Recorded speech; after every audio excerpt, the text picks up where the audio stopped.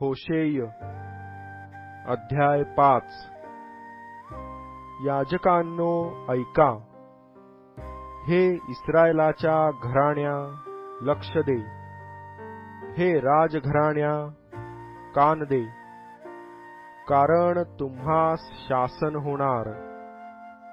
तुम्ही मिस्पा येथे पाश, ताबोरावर पसरलेले जाळे असे झाला आहात।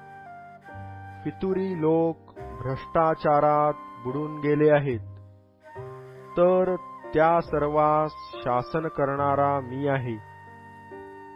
एफ्राईमाला मी ओळखतो, इस्रायल मजपासून लपलेला नाही। हे एफ्राईमा, तू व्यभिचार केला आहे, इस्रायल भ्रष्ट झाला आहे। त्यांची कर्मे त्यांना आपल्या देवाकडे वळू देत नाहीत, कारण अनाचार बुद्धी त्यांच्या ठायी आहे। परमेश्वराला ते ओळखीत नाहीत।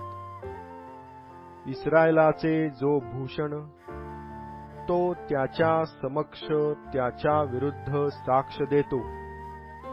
म्हणून इस्रायल व एफ्राईम आपल्या पापामुळे अडखळून पडतील। यहुदाही त्यांच्या बरोबर अडखळून पडेल। ते आपली मेंढरे व गुरे घेऊन परमेश्वराचा आश्रय करण्यास येतील, पण तो त्यास सापडणार नाही। तो त्यास अंतरला आहे। ते परमेश्वराबरोबर बेईमान झाले आहेत, कारण त्यास झालेली मुले परकी आहेत। आता चंद्रदर्शन होताच ते आपल्या वतन भागांसह गडप होतील। गिबात शिंग फुंका, रामात कर्णा वाजवा।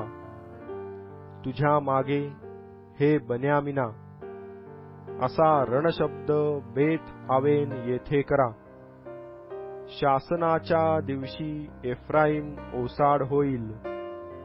ही खात्रीने होणारी गोष्ट मी इस्रायलाच्या वंशास कळविली आहे। यहुदाचे सरदार शेताची मेर सारणाऱ्यांसारखे झाले आहेत। मी त्याजवर पाण्याप्रमाणे आपल्या क्रोधाचा वर्षाव करीन।